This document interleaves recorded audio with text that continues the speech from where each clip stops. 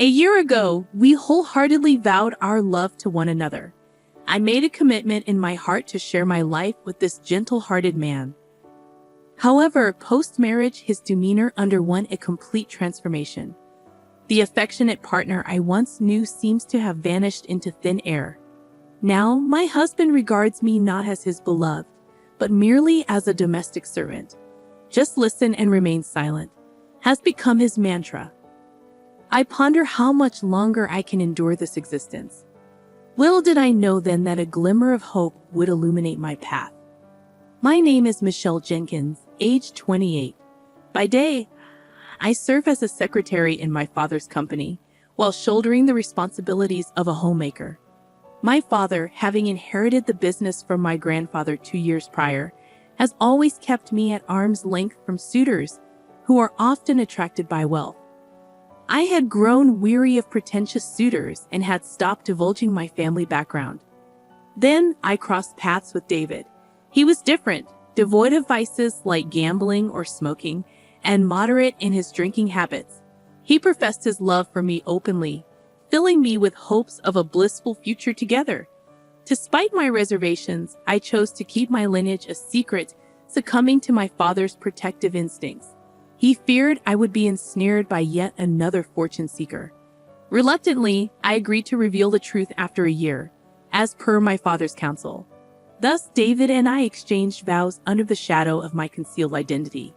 Yet, a year into our marriage, I still conceal the truth from him. For David is no longer the tender soul I fell in love with. His demeanor turned frigid and distant, his once endearing traits replaced by unrelenting criticism. Every aspect of my existence seemed subject to his disparagement, be it the meals I prepared or the household chores I diligently attended to. His demands grew increasingly unreasonable, his temper more volatile. The affectionate gazes were replaced by menacing glares. My attempts to reason were met with outbursts of rage. The joy I had envisioned in our union has been replaced by a suffocating atmosphere of tyranny. As I reflect upon our tumultuous journey, I am left questioning how much longer I can endure this oppressive existence. I found myself detained at work, and it was well past 7 p.m. by the time I finally arrived home. Upon announcing my arrival, I was met with a barrage of accusations. "You're late? What time do you call this?" he bellowed. I attempted to explain, "I'm sorry, work just became overwhelming. I'll start dinner right away." But my words were met with scorn. "A mere secretary like you doesn't have enough work to justify staying late," he retorted dismissively. Despite my protests that I was handling additional accounting tasks, his tirade continued. "Don't talk back to me. It's unthinkable for a woman to return home later than her husband. Next time, if you're later than me, you're quitting your job."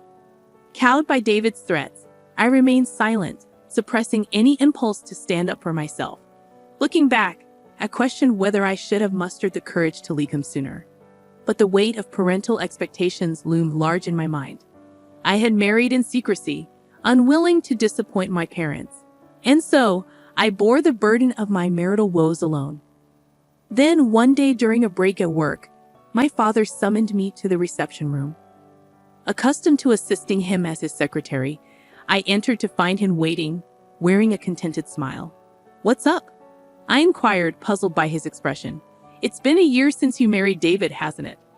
I believe it's time to honor our agreement and reveal the truth to him," my father remarked gently. Struggling to mask my inner turmoil, I admitted, "Yes, we did make that promise. But things are a bit complicated right now." Concern etched across my father's face. He reached out to reassure me. "Did you and David have a disagreement? Newlyweds often face challenges, but your mother and I weathered our fair share of storms too. And look at us now, still happily together." "I'm sure you'll be okay, Michelle," my father reassured me, his voice tinged with concern. "It's not exactly a fight. Don't worry, everything will be all right. I mean, every couple has their share of arguments, right?" "Well, I suppose you're right," I conceded, trying to downplay the situation. "Anything else bothering you?"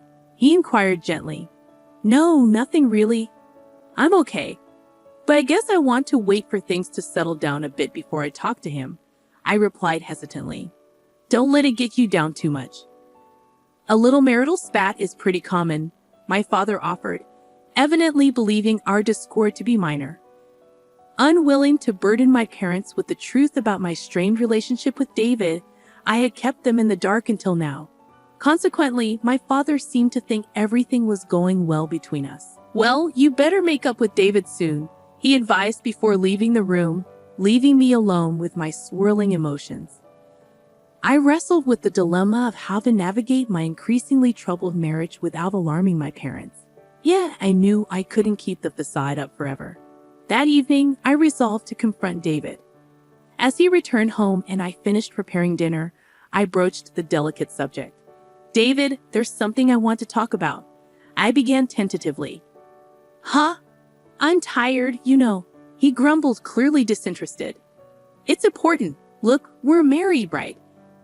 I want our relationship to be equal and for us to enjoy our lives together every day. I persisted. Equal? What are you talking about? There's no way you and I are equal, he retorted dismissively, seizing my hair and pulling it harshly. Ouch! I cried out, tears welling up in my eyes, as he continued to grip my hair tightly. His words pierced through me like daggers as he continued, listen well. I'm the one who did you the favor of marrying you. Be grateful that I deemed to marry a plain and useless woman like you. But didn't you say you loved me? I choked out, my voice trembling with hurt. Don't make me laugh, he sneered, his contempt palpable. I just pretended to like you because you seemed obedient and would be a handy housekeeper. He spat out coldly, his words laced with disdain. That's not true. You just need to be quiet and listen to me, housekeeper, he declared, his grip tightening on my hair as he dragged me closer to his face. From that moment on, any hope of equality between us evaporated. I resigned myself to the grim reality, unwilling to burden my parents and unable to pursue a divorce. As days passed, my appetite waned, and I found solace only in the company of my roommate. Then, one morning, amidst the dreary routine, I awoke feeling utterly drained. My head throbbed, and a chill permeated my body. Taking my temperature, I discovered it had soared to a staggering 104 degrees Fahrenheit. Summoning what little strength remained, I called out to my husband, David, I'm sorry, but I don't think I can make breakfast today. What? Why not? He snapped, his irritation palpable. I got a fever of 104. I'm in so much pain. Can I just stay in bed for the day? I pleaded. At this, he emitted a long-suffering sigh before unleashing his wrath, slacking off chores because of a stupid fever. Get to work, you good-for-nothing. But please forgive me, I'm really sick, I implored, my voice trembling with weakness. Shut up! Stop making excuses. You're just a housemaid. Don't you dare defy your master, he bellowed, his words stinging with contempt. Please, just for today, I'm begging you, I pleaded once more, but he merely clicked his tongue in disdain, slammed the door shut, and stormed out of the room.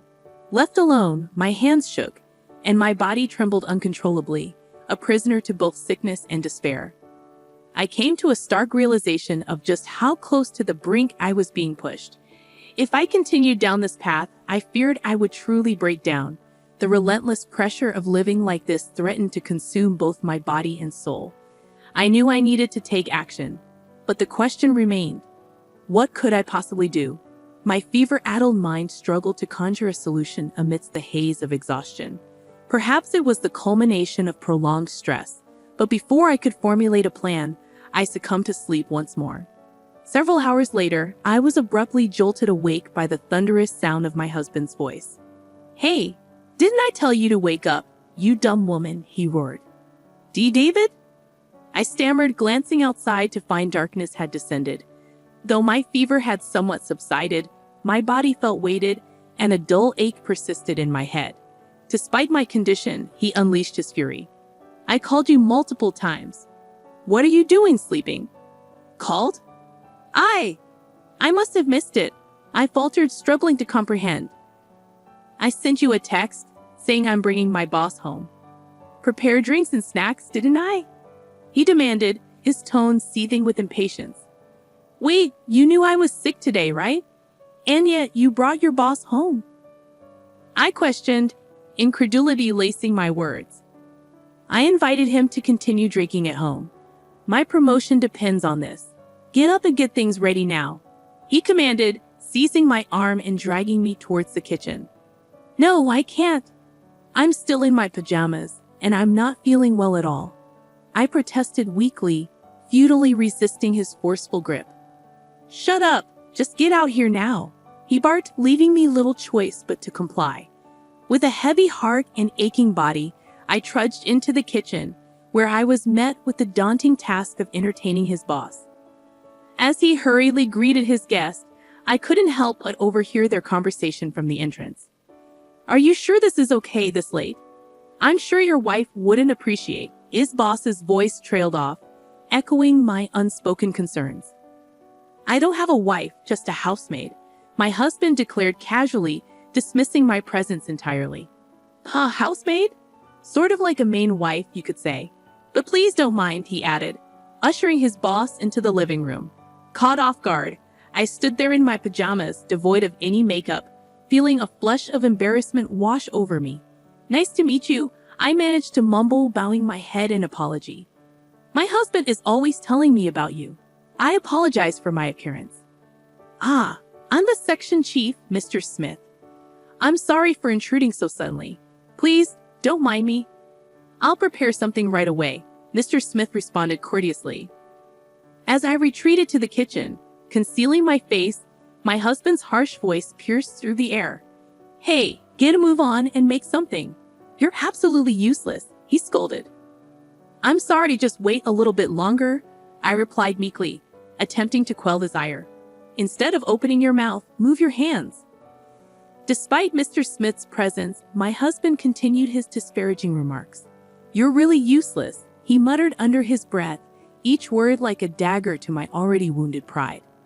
In the brief moment my husband excused himself to the bathroom, Mr. Smith leaned in to address me. Excuse me, he began tentatively. Startled, I turned to face him, my heart racing with apprehension. Yes, is there something you need? I asked, trying to maintain composure despite my inner turmoil. You're the daughter of CEO Allen, aren't you?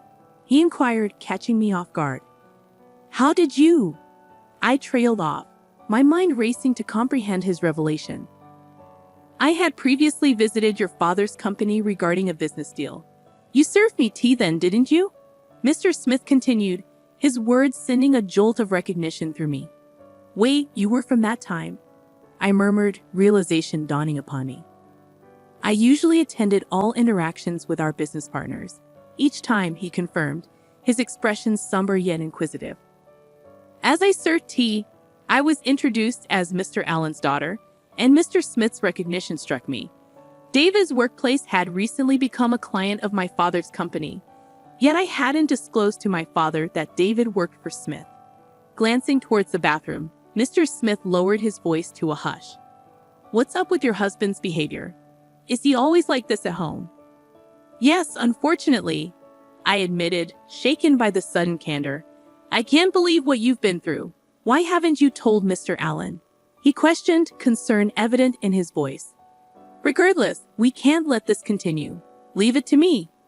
With resolve in his eyes, Mr. Smith swiftly gathered his belongings and departed, leaving me feeling as if a weight had been lifted. It was a moment of profound relief, as if I had finally found an ally. However, upon David's return from the bathroom, he was furious to find Mr. Smith gone. Why didn't you stop him, you good for nothing? He bellowed. Despite his rage, I chose to trust in Mr. Smith's assurance and endure. Several days later, I was summoned by my father to the company's reception room, where I found both Smith and a pale-faced David. Confused by the unexpected gathering, I waited anxiously as the atmosphere grew tense. My father's stern expression betrayed his disappointment as he addressed me. I heard from Smith that you've been treated horribly by David, haven't you? I faltered, overwhelmed by the weight of the moment. I understand you're kind-hearted and wanted to avoid worrying me, didn't you? My father continued, his tone softening with understanding. Dad, thank you. I managed, my voice choked with emotion. Smith bowed his head in acknowledgement, and my father's gaze turned to David, his words cutting like ice. David, I can't believe you turned out to be such a scumbag. I shouldn't have let you marry my daughter. Wait, please, David pleaded, visibly shaken. I had no idea you were the president of our business partner.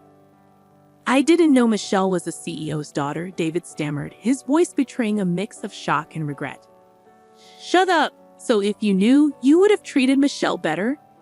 You're truly a lowlife, Smith retorted, his tone laced with disdain. No, there's no reason for this. I'm going to report you to your company's CEO. I'm acquainted with him, and we have a long-standing relationship, Smith threatened, his words carrying weight. No way, David exclaimed, his eyes welling up with tears as he crumpled to his knees. Desperation etched across his face. He turned to me, his plea unspoken yet palpable.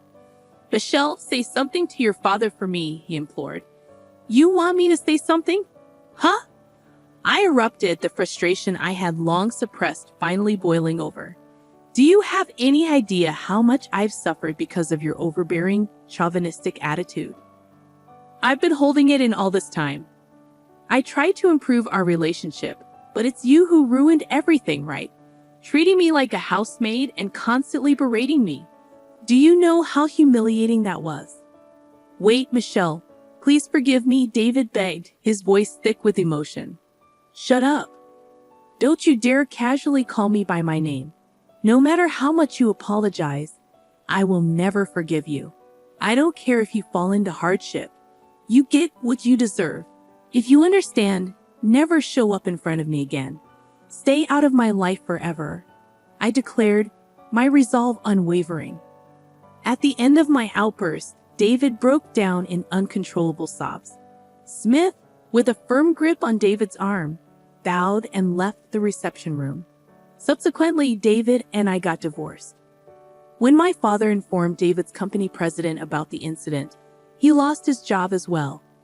It appeared that David had displayed a poor attitude at work and was consequently fired. Given these circumstances, he didn't receive any severance pay. Following the divorce, David apparently moved back to his parents' house. However, his in-laws were already aware of the incident.